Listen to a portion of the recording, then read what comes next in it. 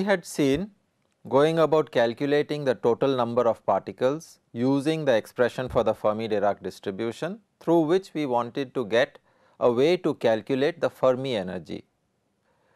And there we use the idea that states up to the Fermi energy or the Fermi momentum kf are occupied, and anything or any states which are outside that are unavailable, because the Fermi Dirac distribution governs that.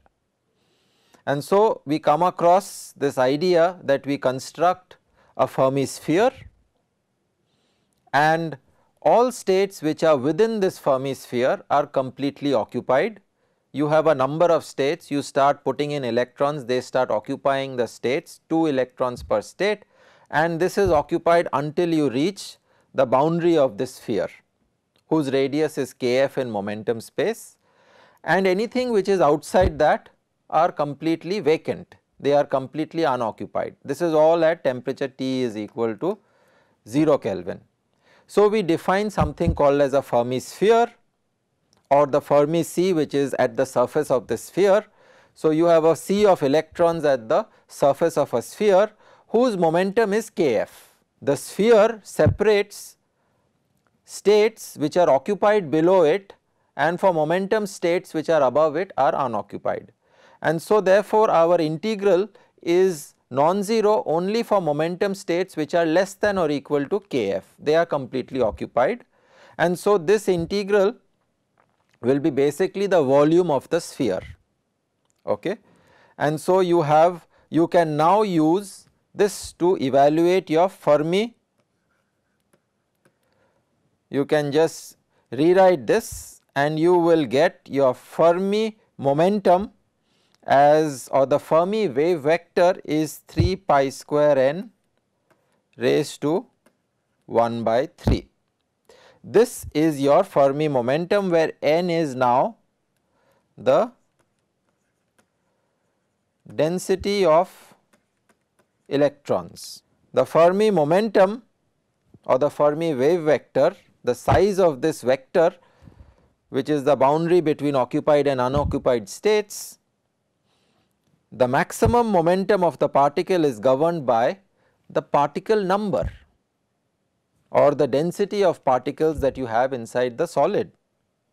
And this also gives you the Fermi energy now, because you know that the Fermi energy is h cross square by 2m kf square. So now the Fermi energy is h cross square by 2m 3 pi square n raised to 2 by 3. This is nothing else but the chemical potential at T equal to 0 Kelvin. So starting with this expression for counting of momentum states following the occupied and unoccupied states at T equal to 0 Kelvin,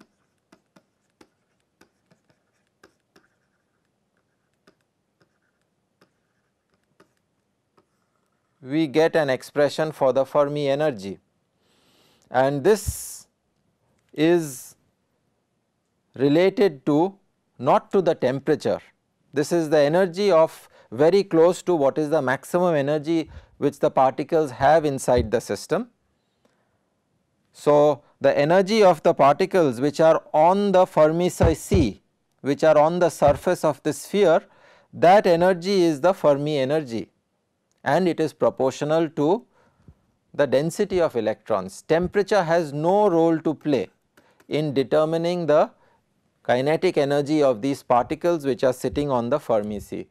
Quantum mechanics has fully governed getting this energy scale inside the problem, and you can understand it. It basically arises out of Pauli's exclusion principle, that you have discrete set of states, okay, and as you start filling up this discrete set of states, you start filling up with particles. As you keep on adding particles, there is 2 particles per state, spin up and spin down particles, you keep on adding these particles, and so they keep on going to higher and higher energy states. This is energy E1, E2, E3, Each of them has momentum k1, k2, k3, k4. These are discrete momentum states which we have already shown, and this way you keep on adding more and more particles and they start occupying higher and higher energy states until you exhaust your particles. All of this we are of course speaking at T equal to 0 Kelvin, and this is where your chemical potential is going to sit, which is your Fermi energy, which is close to what is the maximum energy the particles will have. And as you know, your Fermi Dirac distribution is going to be this. So, your Fermi Dirac distribution will be occupancy 1 until you reach, this is your energy E. So, until you reach your Fermi energy, the occupancy is going to be 1, and then of course it drops to 0. So, all these states are fully occupied, and this gives you the maximum energy, which has to be proportional to the number of particles. More the number of particles, higher you can go up in energy. Lower the number of particles, lower will be the location of the Fermi energy. So, this tells you that the average momentum or the average energy of the system of particles or the electrons, average energy of the electrons inside the solid, because of quantization of the states and Fermi Dirac statistics, Pauli's exclusion principle plays a very important role, is not governed by temperature, rather it is governed by the total number of particles. So, this is the concept of a Fermi energy.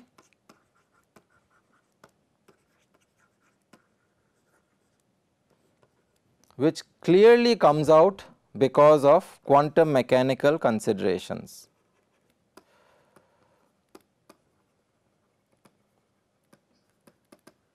Essentially, Pauli's exclusion principle.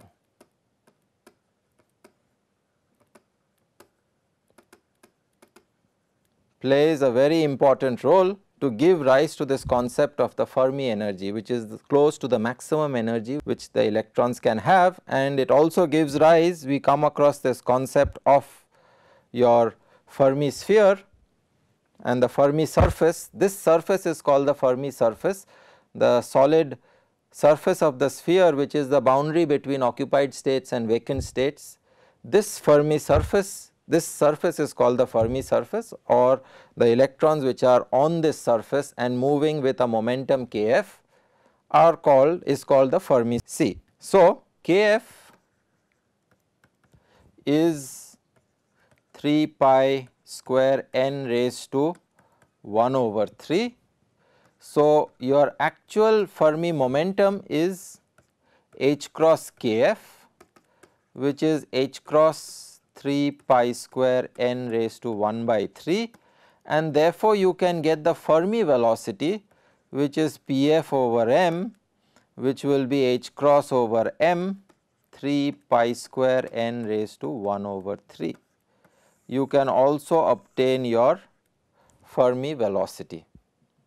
Your Fermi energy anyway is h cross square kf square by 2m. So, that is h cross square by 2m 3 pi square n raised to 1 by 3. So, this is the energy of the particles which are sitting on the Fermi surface, and the velocity of those particles or the momenta are given by these expressions, and they are controlled by the density. So, let us do an calculation how large is this Fermi energy and how large is the Fermi velocity of these particles, how high do they turn out.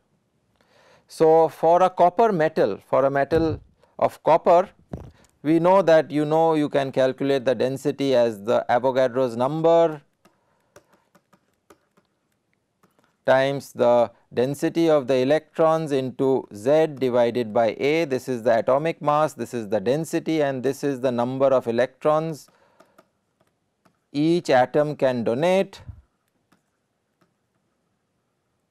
And using this, the density of copper we know is 8.45 into 10 to the power of 22 electrons per centimeter cube, and it has also been measured to be in this range.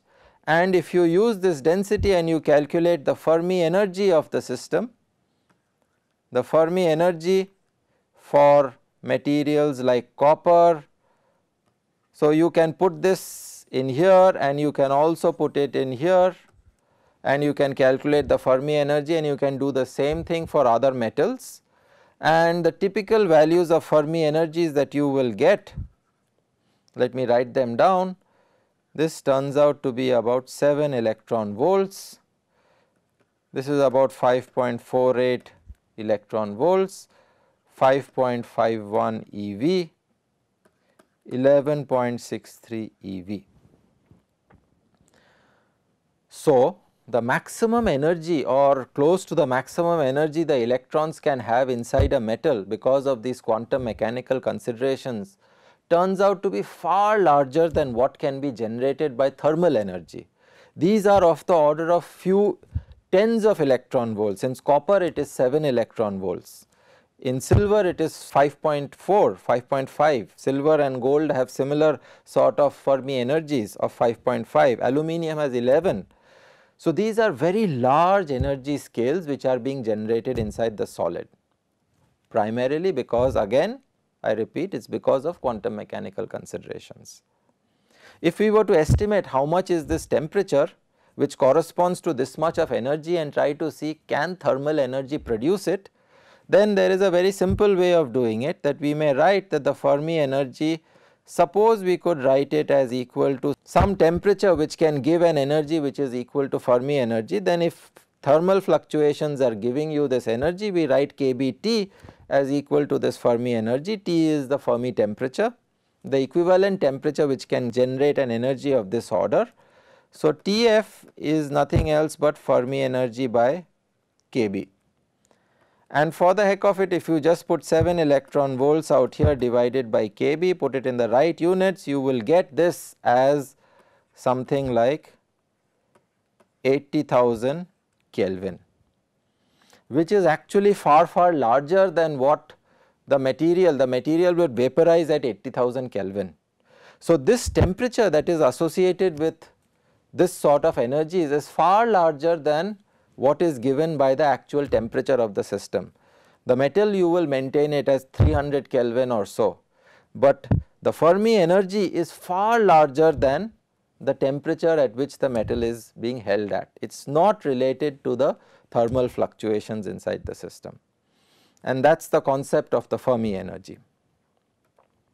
If you calculate the Fermi velocity, again in the same way using the earlier formulas, it will turn out to be in the range of 10 raised to 6 meters per second, which is about 1% of the speed of light. It is roughly about 1000 kilometers per second. Okay. This is the typical velocities. You will get Fermi velocities which are of this order for the different materials, 10 raised to 6 to 10 raised to 7 meters per second square and meters per second, and these are very large velocities again. So, the electrons which are sitting on the Fermi surface, which are sitting on the Fermi sea, are moving with very large velocities, and this is the basic difference that comes out from in Sommerfeld's theory compared to Drude's theory. And now your mean free path, which is velocity into the collision times, will increase to about 100 angstroms, because your velocities have now gone up by 1 to 2 orders of magnitude. So, your mean free paths have become much longer than the lattice spacings, which were 1 to 10 angstroms. Now, they have become much larger. And so, Sommerfeld was able to explain why electrons inside the solid typically are associated with large velocities. It is because of, fundamentally because of these considerations which we have discussed.